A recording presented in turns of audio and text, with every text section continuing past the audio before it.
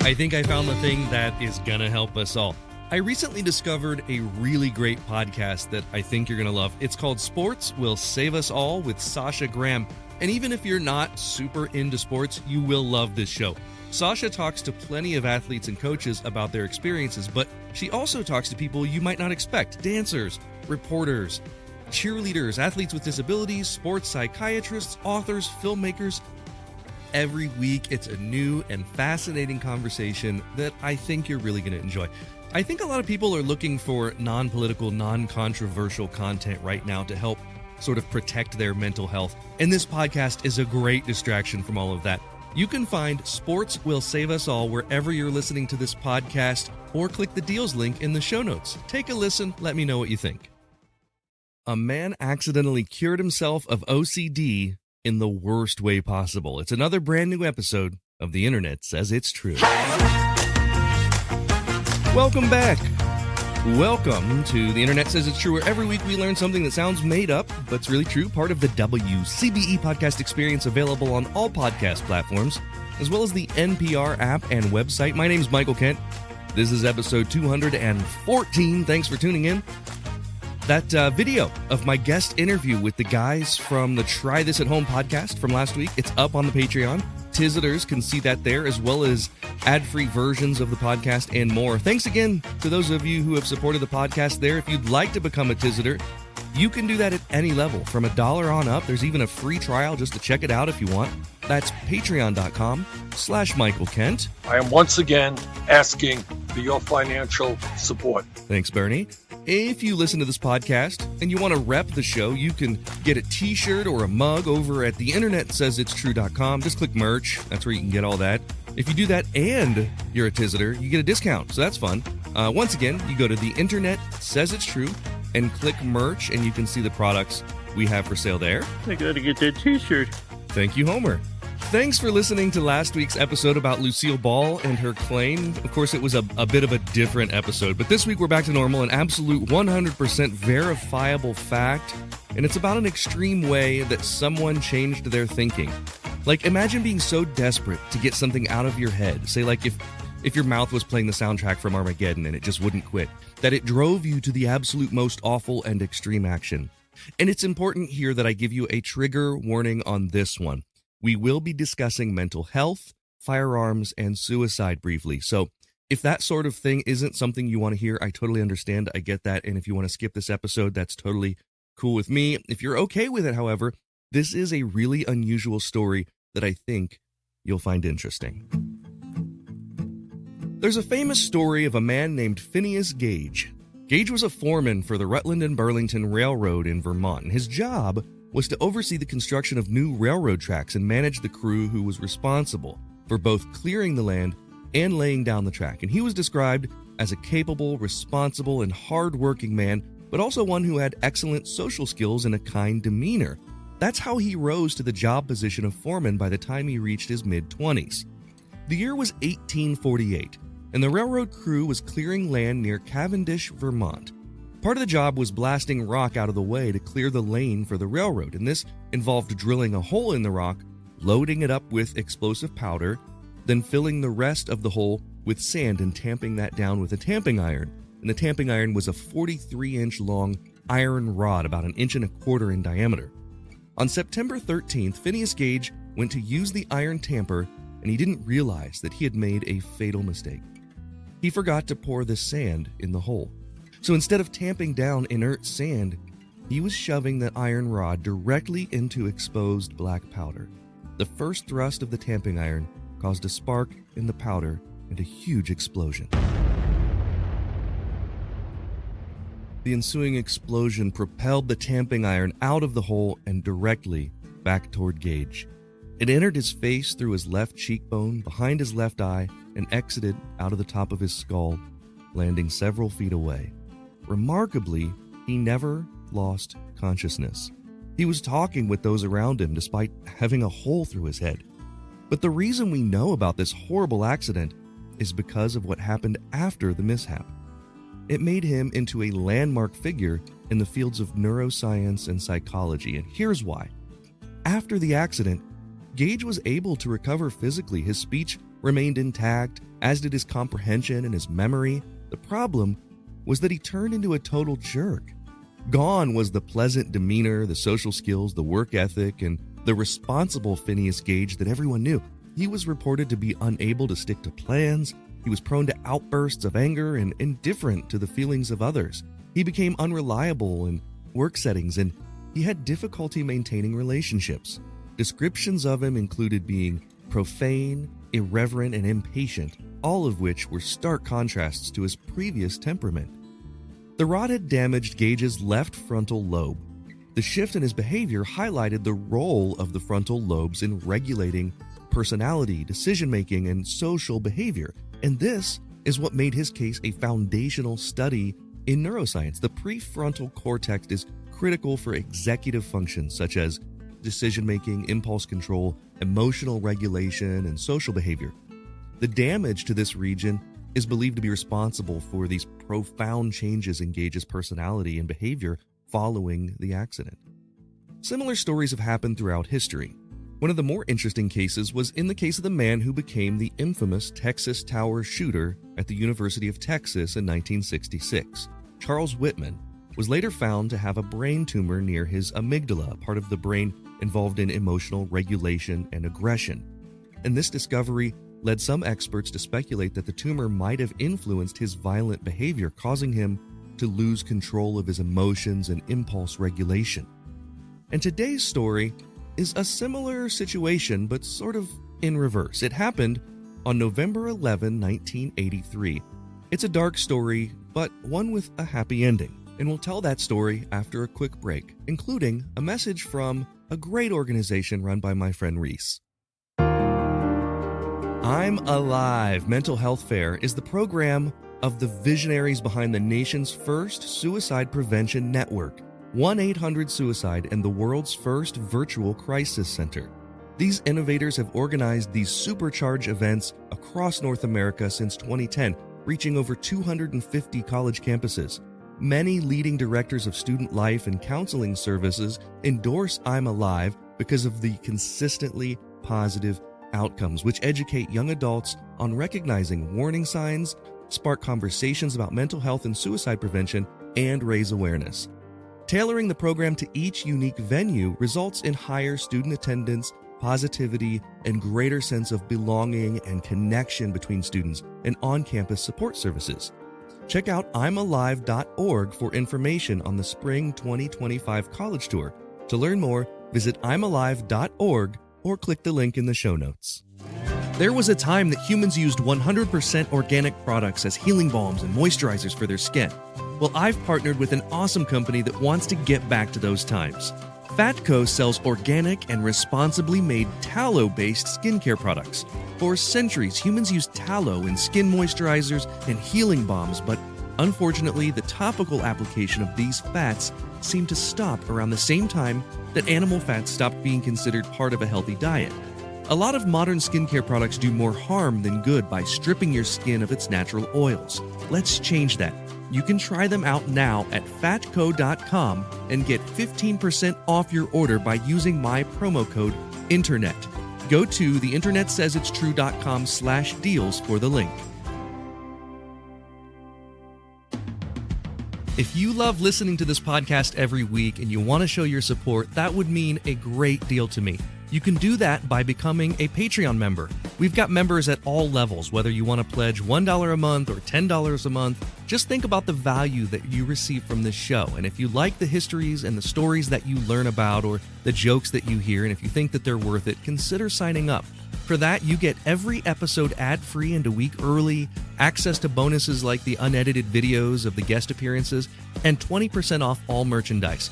You can sign up today at patreon.com/Michael Kent. That's patreon.com/Michael Kent.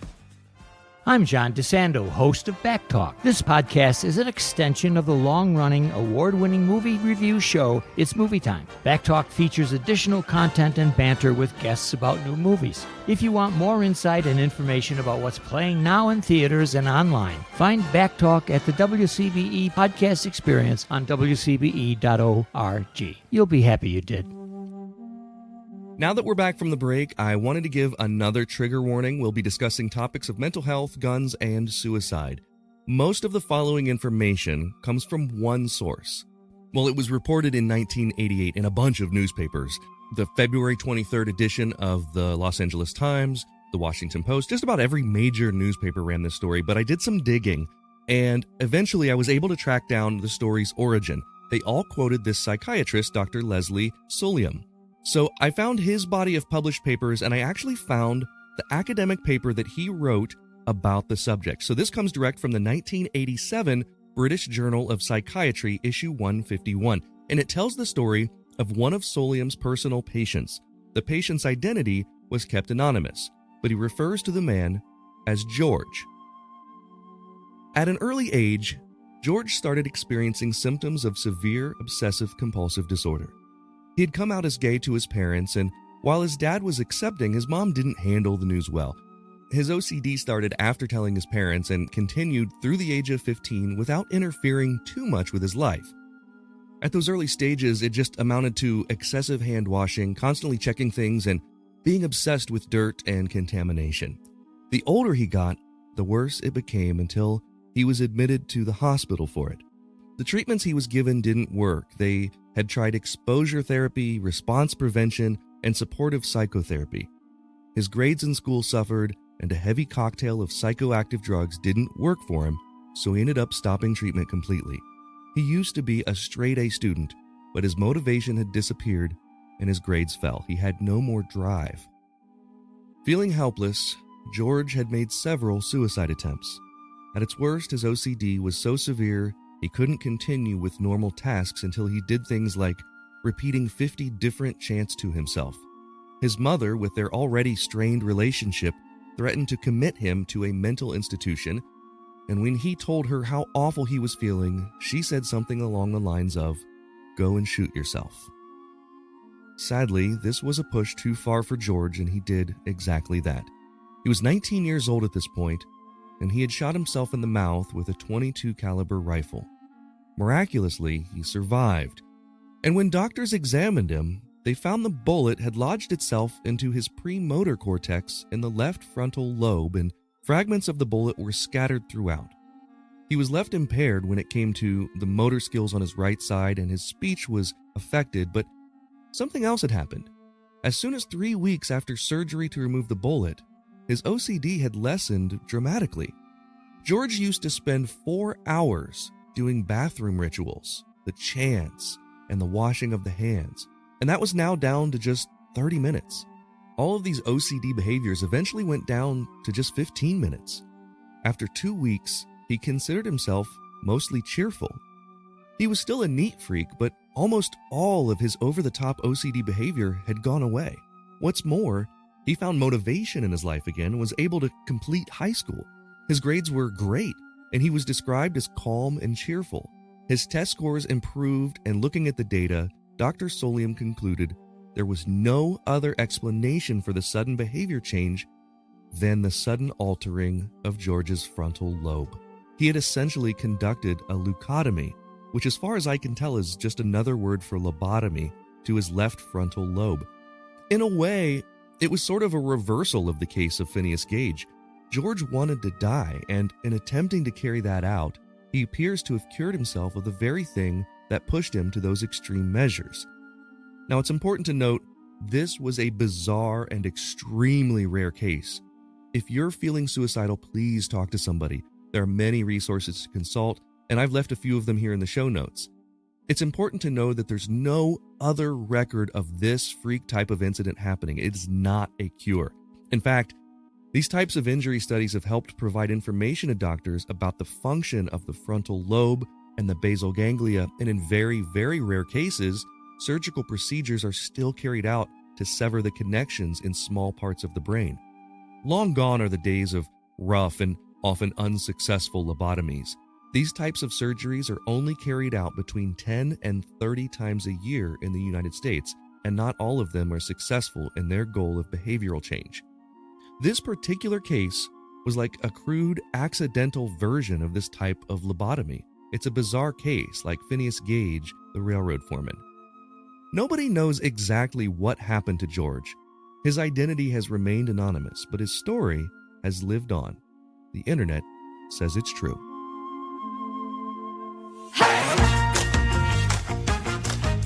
It's time for Yap Yap with me and a friend. Today I am calling comedian Dan Wilbur. His comedy has been heard on Sirius XM, The Risk podcast, and the Boston Comedy Festival, Cleveland Comedy Festival, Out of Bounds, Cape Fear, North Carolina Comedy Arts Festivals.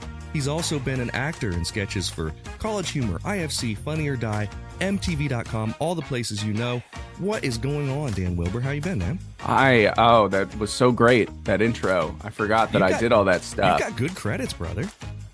Yeah, I do.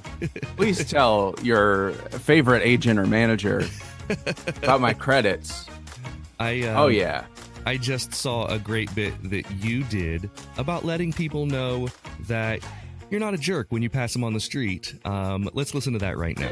Ever since the election, I've been trying to figure out a way that I could show people that I'm, not an But the problem with being a straight white guy and like wearing a shirt that's like all are welcome or stupid, like if I wear a shirt that just says ally, that's a predator. You know what I mean? Like you can't trust anybody who's wearing it on his sleeve like that. Don't watch your drink. You know what I mean? Like that's a bad person.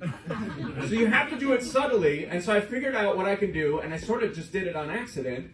I was walking around Brooklyn, and I realized everyone was, smiling and being nice still to me, and it's because I was wearing my New Yorker tote bag, and that's... yeah. New Yorker tote bag, WNYC, little NPR, hey, I donated. And then you're just showing every woman on the street, hey, look, I'm not one of those guys. I am so much worse. I'm insufferable. Huh? Ladies, which one are you after? A dangerous man who's going to take away your rights? Or a man who's going to take away all your free time? Explaining a podcast you already listened to. Wouldn't that be nice? That's hilarious, dude. That's wonderful. Yes. Oh, man. Wow. I completely forgotten about that bit that I posted yesterday. So I already forgot. I'm on to the next one. I really laughed hard when I saw it on TikTok yesterday. It's good stuff. Oh, thank brother. you. Good I stuff. was really proud, and I'm happy that QED gives me spots, which is, go check out QED in Queens. Yeah. I feel like they're in limbo right now, and I want everyone in Astoria to go. So if you're listening to this and you're in New York or near New York, you should go. Are you in Astoria? No, I'm on Long Island. On Long Island. It's in Astoria on Long Island. Yeah, at the 7-Eleven, hanging out New at York. the parking lot. That's funny. Yeah. Our other frequent guest, Eric Diddleman, is in Astoria, so I'll tell him to go see you at QED. Oh, you should definitely go. He probably already knows about it. So here's something that I didn't tell you about that might be new since last time you were on the podcast. And this I'm springing on you for the first time right now. I'm doing a new segment this season of the podcast where I ask guests to give me a fact that they think maybe I have not heard about. Like something that rattles around in your brain that's an interesting trivia fact, and I'll tell you whether or not I've heard of it. I'm worried I told you this already in person. Is that right? right? I'm looking at my Houdini. I have this beautiful Houdini. Yeah. Behind you, there's poster. A Houdini poster from the Lyceum Theater. And it makes me laugh Lyceum? because it says, Lyceum. It says, do spirits return? And then underneath it says, Houdini says no and proves it. And I just keep laughing. Like when I first saw it, I just laughed so hard because it's like, can you imagine going to like a magic show, but you think the person's going to do sort of that clairvoyant, did someone lose somebody with the letter M in their name and it's a trick? And instead he's like, hey, listen, grandma's dead and she's not coming back. You can't talk to her. And it's so funny. So I love that. But my favorite Houdini fact, which I think I maybe have told you, is that Buster Keaton claims in his memoir, My Wonderful World of Slapstick, that I don't remember Buster Keaton's original name. It's It's Michael. It's Michael Keaton.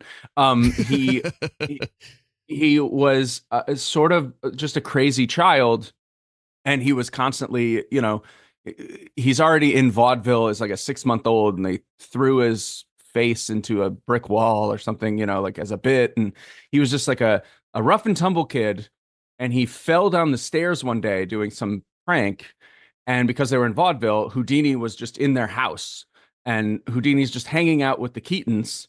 And he picks up the little boy and he says, "Who is this Buster?"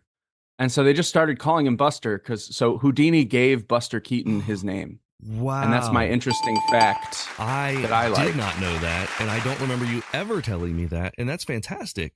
I figured you're a magician, you like comedy. I assumed maybe I had said this to you at some point. No, and in fact, that's the other interesting fact is that's 2 weeks in a row on this podcast that Buster Keaton has been involved. That's right. He's on the mind. Yeah. We did an episode about Lucille Ball last week that brought in Buster Keaton as a tertiary figure. All right. So you win that one. That's great. We're going to get into the questions on this podcast. For this question, we're playing for a joke. So if you get it wrong, you got to tell me a joke. If you get it right, I will tell you one. In 1983, a man named George survived a suicide attempt. The .22 caliber bullet passed through his head and did which one of these things? A, killed a home intruder he didn't even know was there. B, cured him of obsessive compulsive disorder. Or C, the bullet entered into the Earth's orbit.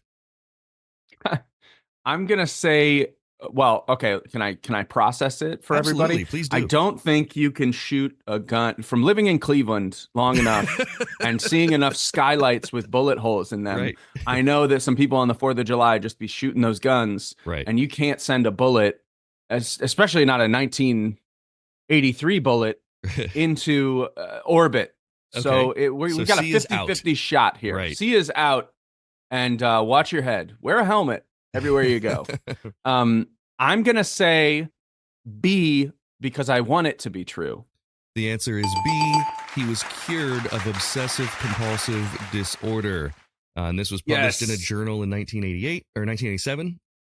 The guy sadly it was so bad, he's washing his hands all day long, chanting things to himself all day long just to get through, and got in a fight with his mom, tried to end it, and it was the story of Phineas Gage, the railroad worker. Oh yeah. So it's the opposite of that. Instead of turning into a jerk, he improved his grades, went back to school, and completely got rid of this OCD. It's a happy story with a sort of a sad, way to get there. But you want that perfect mix of head injury, because I probably have CTE from football. That's what we're all finding out, is that the longer and earlier you played football in your life. Did you play football? The more I played football 5th grade, through junior year of high school. Okay. And then quit because I didn't have the gift. And by that, I mean, I didn't want to kill people.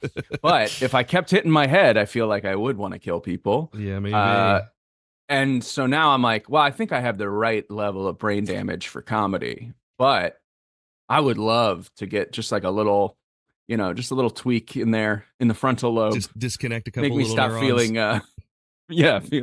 feeling so bad. Absolutely. So I owe you a joke book joke, and I didn't find one this week because you can't just go into. I try to make them topical, and you can't be like, hey, Google, tell me a joke about suicide and 22 bullets. So we'll just have you choose a page between 1 and 495. Oh, I want to see 398. Okay, let's see what's on page 390. That's where they keep the dirty ones. No, I don't know. I don't know what's back there. Okay, here's a joke. But I know that book. Okay. 3 nuns were walking along the street. One was describing with her hands the tremendous grapefruit she'd seen in Florida. The second nun, also with her hands, described the huge banana she's seen in Jamaica. The third nun, who was a little deaf, the third nun was a little deaf and asked, "Father who?" Love it. That's a good one. That's a good one. That's a good joke. Hard to find good jokes in these old joke books, but that one was good. Well, I pulled mine from there, but it was so bad. I don't even. I had one. I've last already week. Shared a joke on here. Yeah, that's true. The one last week was so good. It was It was like, why doesn't the white joke or the white tooth like to tell jokes to the yellow tooth? And it was because the yellow tooth's already dead inside. I was like, that's a really great street joke. Is the first one I've been like, I'm gonna try to remember that one because it sounds like a racist tooth joke at first, and then it turns into this like really hard, dark place. So I love it. So where you been doing comedy lately, other than QED? You just been gigging around New York? Well, yeah, just around New York. I've been doing the club, New York Comedy Club will give me some spots every once in a while, and then the bar shows are still popping, and then my show is every week at a place called Young Ethel's in Park Slope. So if you're in South Brooklyn, please come out to that. It's every Wednesday at 7:30. Right. And Zach Sims, my co-host, and I are starting a new podcast, which we'll have out soon. And we're hoping that it just gets people excited to come out to the free show. Because a free show in Brooklyn, it's tough. Is it? We should probably start charging. I got a show on Long Island that's going really well, which you should also come out to if you're on Long Island. And we charge way too much money, and people are like, well, this is fun and nothing else is going on tonight, so we're coming to that. And something about it in people's brains, they're like, oh yeah, I'll pay money. Yeah, I think there is something. It adds value. You think that the show is worth more if you pay for it. But no, right?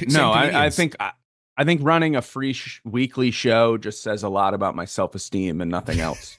Is that I'm like, why would anyone pay to hear these thoughts? And then we give a lot. You know what I mean? Like we turn it on to 100%. We're not holding back, but no, we tell our best jokes and then 2 new ones that are terrible. And then by the end of the year, we have 3 new terrible jokes.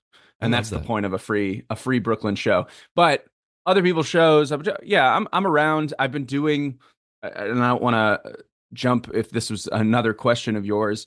I am going to start doing, I think, more live shows with JD Vance and Trump because this guy, JL Cavan, is like one of the funniest Trump impersonator, probably the funniest Trump impersonator, because he's following Trump's sort of, speaking of brain injuries, easing into dementia and the rambling that he was doing on the campaign trail. The weave. And then I've been the weave, and then I've been translating the weave as JD Vance, as an awkward JD Vance live on stage. So if you're unfamiliar it's been really fun.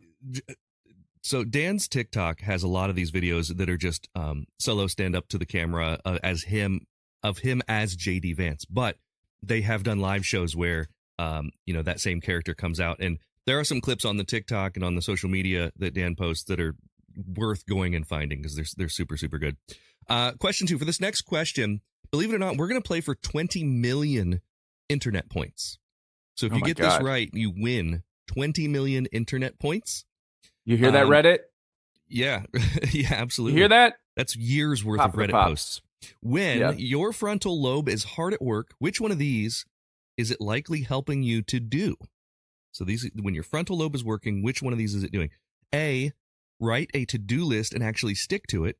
B, predict what your dog is dreaming about. Or C, remember the lyrics to your favorite karaoke song.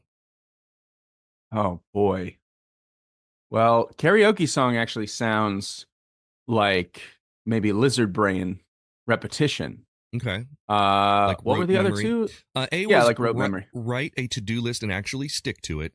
And that's it, because it's executive function. Oh man, you're so good. You're so good. It's exactly right. One of the frontal lobe's most important jobs is controlling executive function. That's the term for mental processes that help you do things like plan ahead, stay organized, make decisions, and control impulses. So, yeah. Well, this isn't proof that I'm intelligent. It's just proof that I'm in therapy. They're like, well, this is what the I can't even say the words. Amygdala? I can't even say the words. Amygdala. Yeah. And here's what your frontal lobe does. Yeah. And here's how you, Yeah. So, and we've all been drunk at karaoke and remembered an entire song. Oh, absolutely. And I played enough guitar, absolutely. On drugs. I play the I play the drums, and This is the first time I've ever told this story out loud. I was in the Ohio State marching band, which is a highly regimented band, right? It's a military style band that's no one's in, like, maybe, oh, look at that. The Ohio State sweatshirt. Yesterday. Repping the O. Beautiful. So one day, my roommates, who none of them were in the band, I lived in a house with a bunch of guys who weren't in the band and didn't understand why I was in the band. But I loved the band. So I showed up. They convinced me that I was going to quit the band. So starting at about 3 p.m. that day, my roommate and I started just killing a bottle of tequila. And I had drank probably a quarter of a bottle of tequila. Oh, yeah. And then realized I worked really hard to get in this band and I'm not quitting. So I walked across campus to the stadium for 4 p.m. practice. And I got there and I was hammered. And luckily it was an indoor practice that day. And so we didn't have to march. But I can remember fooling everyone except for my squad leader who was sitting next to me. And he looked at me and he goes, "You're hammered." and I just go, "Shh." And I can play the drums fine when I'm drunk. Oh, yeah. It's no problem. Yeah. Famously. Has nothing to do with my many amygdala. bands. Yeah. Right. Many bands have made it through shows completely hammered. There's a the internet says it's true exclusive today. Question 3, we're going to play for a sticker. It's 3 inches square and it's sticky. In any given year, how many Americans experience symptoms of obsessive compulsive disorder? Okay, so this is just Americans, and we're going to go by percentage. Is it A, 1.2% of Americans, B, 18.4, or C, 5%? So 1.2, 18.4, or 5. All right, so OCD is a spectrum, and everybody got a little OCD, and sometimes you grow out of it. I definitely had it as a child, and now, so I'm going to go the highest one. I'm going to say B, even though Americans aren't in touch with their emotions or mental health, brain chemistry. I think maybe they don't admit it, but I think it's 18. This one shocked me. The answer is 1.2%. Oh my God, they're lying to themselves. I know, I was with you. So studies show that 1.2 of adults have obsessive compulsive disorder in a given year, and 2.3 have had it at some point in their lives. Only 2.3 say they have had it in some point in their lives. I'm finally part of the 1%. That's great. Yeah, isn't that crazy? It's way lower than I thought because, I'm with you. I'm like, it's kind of a spectrum. So, like, you would think everyone has something where they're incessant thoughts and whatnot. So, So, unfortunately, no sticker for you, my friend.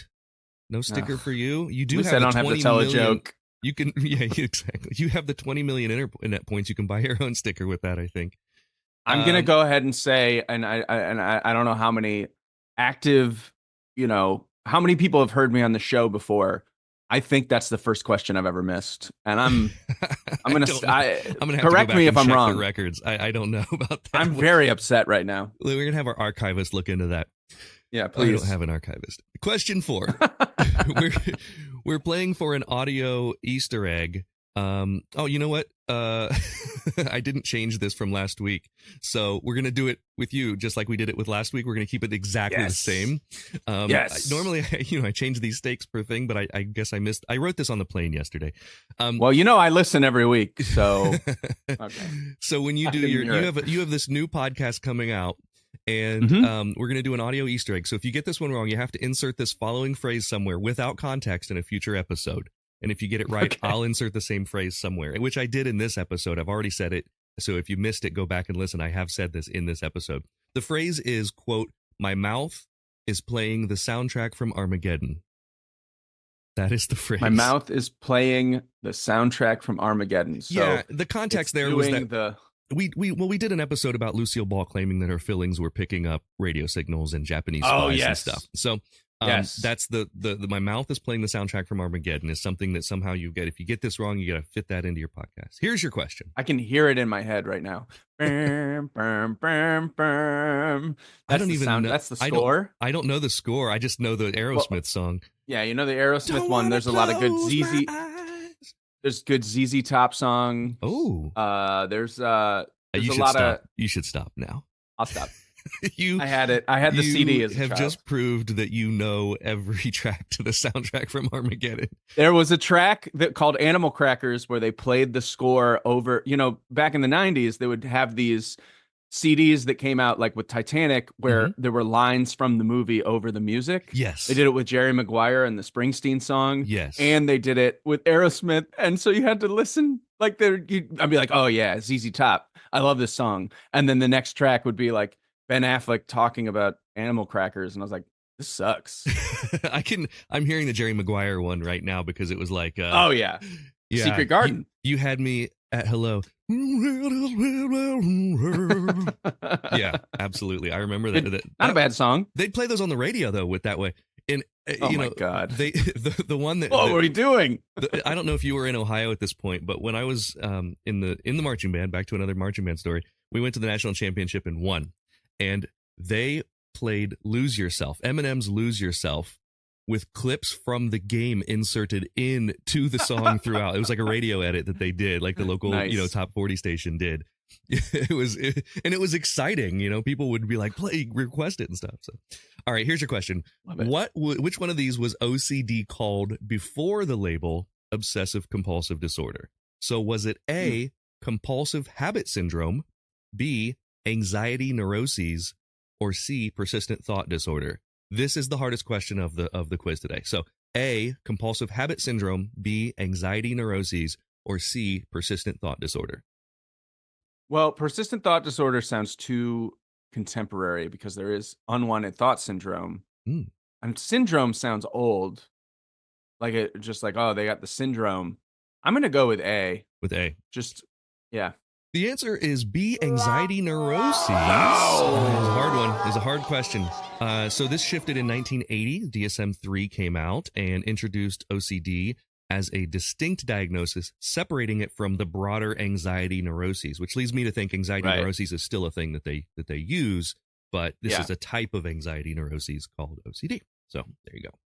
The other two are just things I made up that sound like that, So, yeah.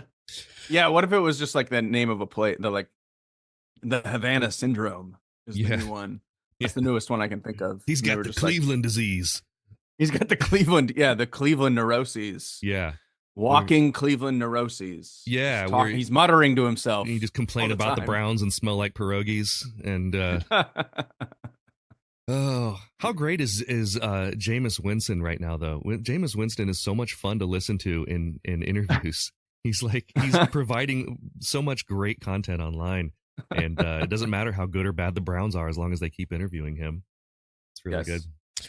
Quick question 5. This one's for all the marbles, man. You're 2 for 4, and if you get this one right, it's all erased, and you're welcome back on the podcast anytime. But if you get this one wrong, you're banned for life. There's no coming back from it, man. Oh no! Here it is. What is personally a small habit or routine that you have that others might find quirky or strange? I think you asked me before to prepare this, and now I'm like, oh no. I'm just thinking about my childhood OCD, where if something went past my right eye, like you're in the car, and you know how everything is like tree lined, and there's light poles and stuff when you're driving. So something would go in the periphery of my right eye, and I was so convinced that I needed symmetry. I would turn my head so that it passed by my left eye too, or I would like move to the other side of the car to make sure that the poles and the trees went past my left eye, and it was like I was evening out my brain.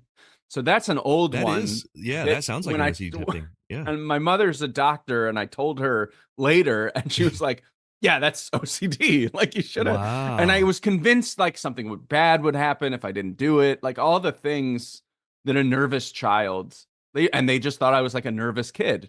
And it didn't because affect you're constantly my life talking negatively. to someone and moving from their left to their right, and moving my head back and forth, and they're like, "What is he doing?" Wow. And then it all disappeared with sports, etc. Yeah. Now back to the CTE.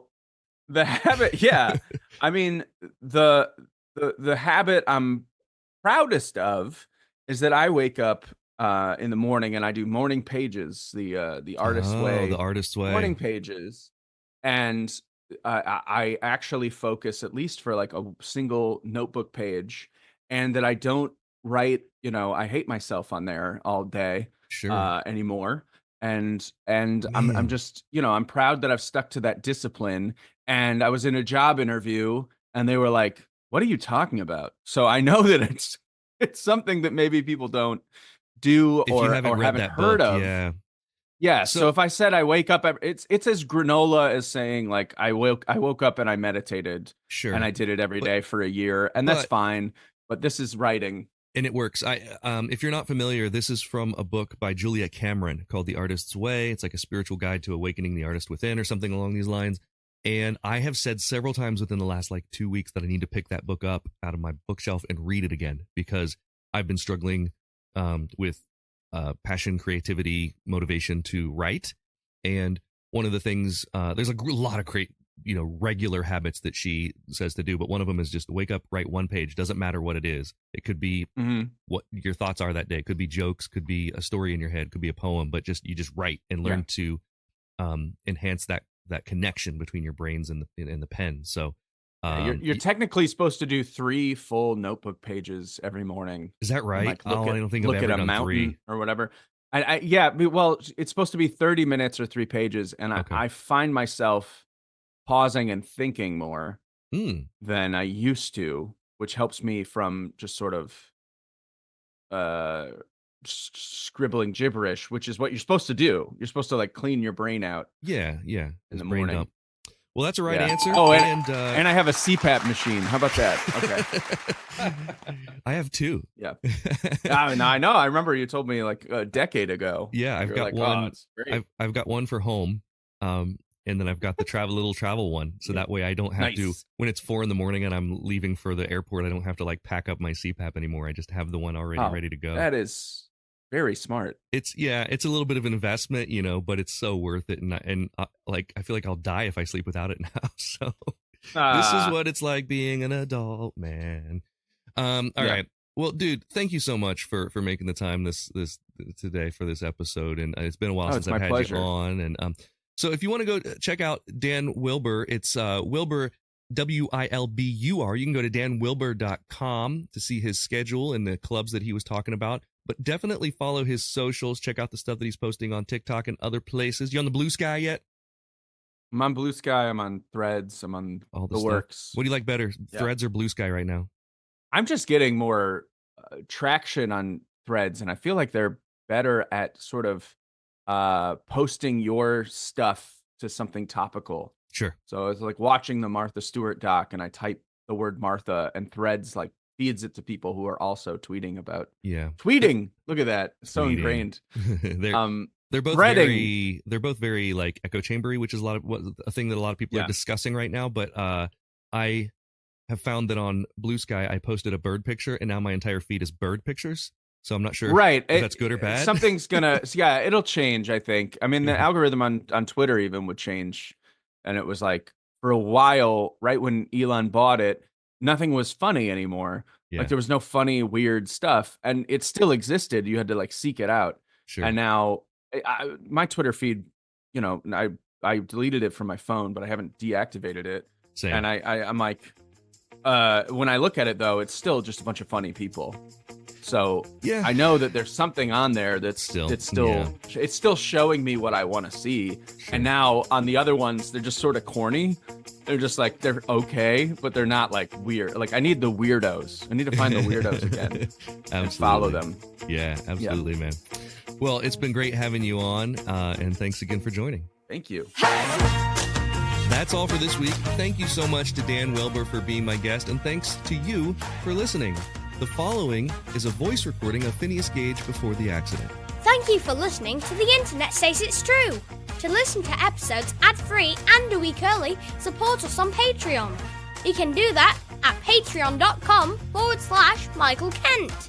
If you learned something just now that you didn't already know, go to the Apple Podcast app and leave us a review with 5 stars and a few words.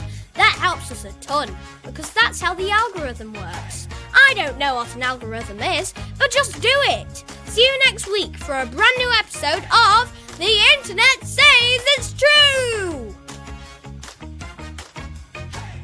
The Internet Says It's True would like to thank the Patreon subscribers whose monthly contributions help to make this show possible. Sean Brown, Joshua Endress, Dallas Ray, Bryce Swanson, Eugene Anderson, Jim and Joanne Martin, Mitch and Andrew Joseph Kemplin, and the show's official emperor, Kicktrack. The show is written and produced by me, Michael Kent. The theme song is by Finite Music Forge, and all audio clips in this episode are used for education and commentary and used under Fair Use Title 17 U.S.C. Section 107. You can listen to past episodes by searching for The Internet Says It's True wherever you get your podcasts, and you can see bonus content at patreon.com/Michael Kent.